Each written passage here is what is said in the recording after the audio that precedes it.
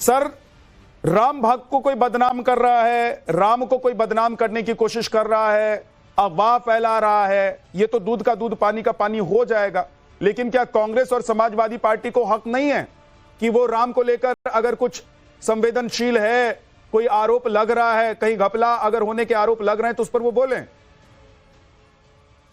देखिए विद्यानाथ जी, प्रत्येक राम भक्त को राम मंदिर में हुई गड़बड़ी के आरोपों के संबंध में प्रश्न उठाने का अधिकार है। लेकिन ध्यान दीजिएगा, मैंने कहा सभी राम भक्तों को, अगर जो राजनीतिक दल हैं उनकी राम में, प्रभु श्री राम में आस्था है, अगर वो राम मंदिर में आते जाते रहे, श्री राम की पूजा करते रहे, तो उनको राम मंदिर में हुई कथित गड़बड़ियों का सवाल उठाने का अधिकार है। मुझे योगी आदित्यनाथ जी ने जो कहा उस पर पूरा भरोसा करना चाहिए उत्तर प्रदेश के नागरिक होने के नाते, लेकिन सवाल उठाने का अधिकार किसी का समाप्त नहीं होता है विद्यानाथ जी।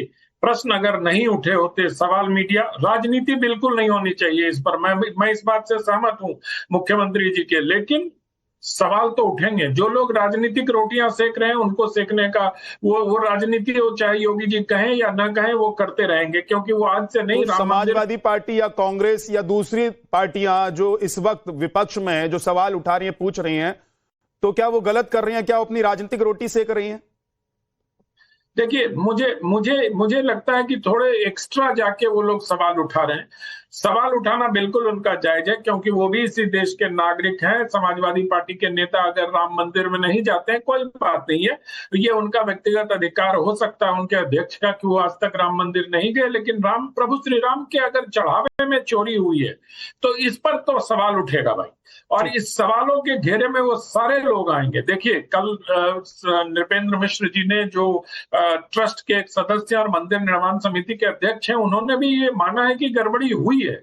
लेकिन उसी गड़बड़ी पर योगी आदित्यनाथ जी ने ये कहा है कि 15 दिन का समय दीजिए, जैसा आप लोग अभी बता रहे हैं, मैंने उनका बयान सुना कि किसी अपराधी को छोड़ा नहीं जाएगा, और जिस प्रकार से महाराज जी की सख्त छवि है उस पर हमें भरोसा करना चाहिए। लेकिन साथ के साथ अगर सवाल नहीं उठेंगे तो फिर रत्न गायब होने के प्रश्न के सुराग कहां से मिलेंगे?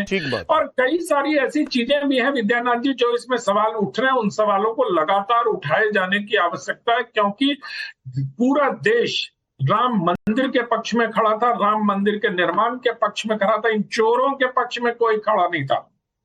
मैं इससे बहुत साफ गोई के साथ ये कहता हूं कि हम सब लोगों की आस्था, जितने लोग यहाँ बैठे हैं, सबकी आस्था प्रभु श्री राम में है। लेकिन अगर मंदिर में चढ़ावा चोरी प्रवक्ता अनंत जी है नहीं, तो सख्त से सख्त सजा मिलनी चाहिए। बीजेपी के प्रवक्ता अनंत जी है नहीं, हालांकि हमने उनको बोला था कि आप आइए पैनल में, नहीं तो मैं उनसे सवाल पूछता कि भाई अगर ये आरोप साबित हो जाते हैं और गड़बड़ी, जैसा आप भी कह रहे हैं कि कल नृपेंद्र मिश्रा जी ने भी इशारा किया ही है, तो क्या 15 दिन के बाद बुलडोजर उन लोगों के घर पर चलेगा जिन्होंने रामलला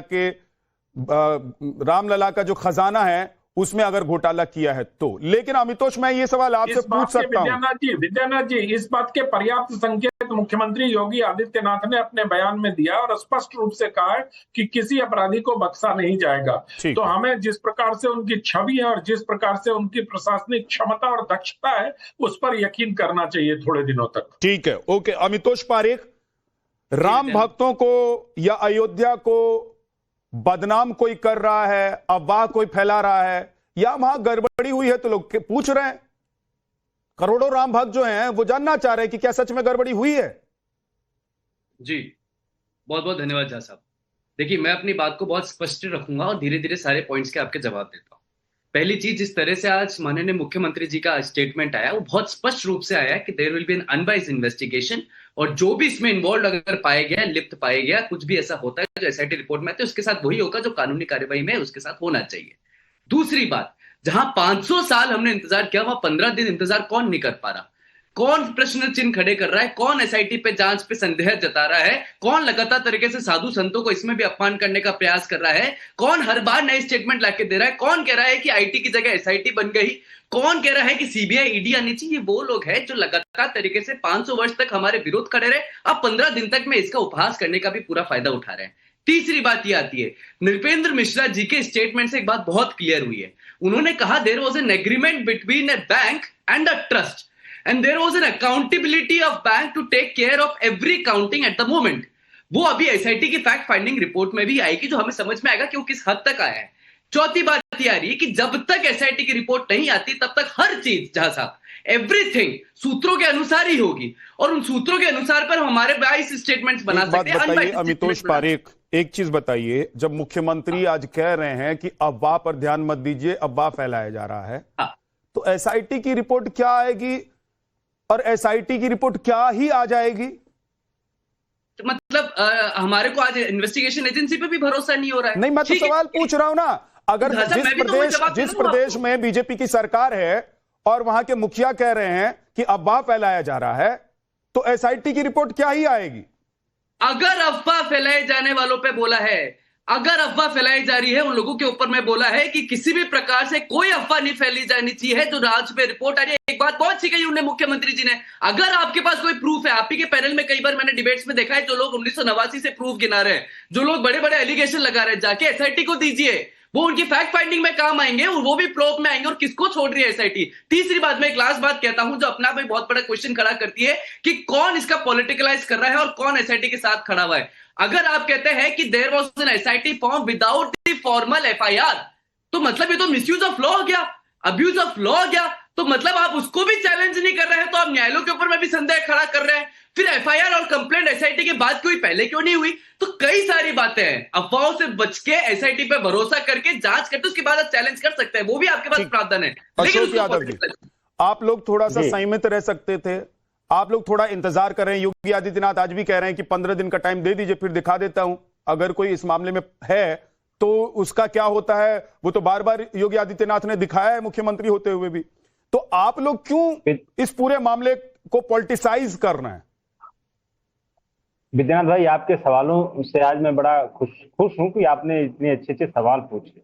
आप देखिए मुख्यमंत्री जी का, जो आप पीछे का रिकॉर्ड देखेंगे तो उत्तर प्रदेश में जो भी इस तरह घटना होती है, मुख्यमंत्री जी का पहला बयान आता है अफवाह फैलाई जा रही है। आप याद करिए, महाकुंभ के दौरान जब हमारे श्रद्धालुओं की जब मौत हुई थी, मुख्यमंत्री जी ने क्या कहा था? अफवाह फैलाई जा रही है। इवन गृह मंत्रालय का, पीएमओ का ट्वीट आने के बाद भी मुख्यमंत्री जी ने बयान वापस नहीं लिया था। ये उनका मतलब चिर परिचित जो है टूल है, अफवाह फैलाई जा रही। आप बताइए, बृजभूषण शरण सिंह अफवाह फैला रहे हैं, विनय कटियार अफवाह फैला रहे हैं, कमल नयन जो संत महात्मा हैं वो अफवाह फैला रहे हैं, महिपाल सिंह जिन्होंने बताया कि 8 महीने के सीसीटीवी फुटेज डिलीट कर दिया गया, 2 करोड़ रुपए बरामदगी हो गई, कुछ धातु भी बरामद हुई, तो ये सारी चीज अफवाह हैं।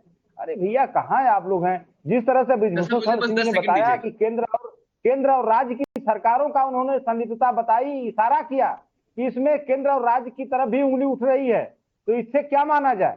ये सब जो टेम्पल इकोनॉमी का मामला है, ये पीछे से कहीं बीजेपी की इकोनॉमी तो नहीं चल रही है टेम्पल इकोनॉमी के पीछे। ये टेम्पल इकोनॉमी के पीछे बीजेपी की इकोनॉमी तो नहीं मजबूत हो रही है।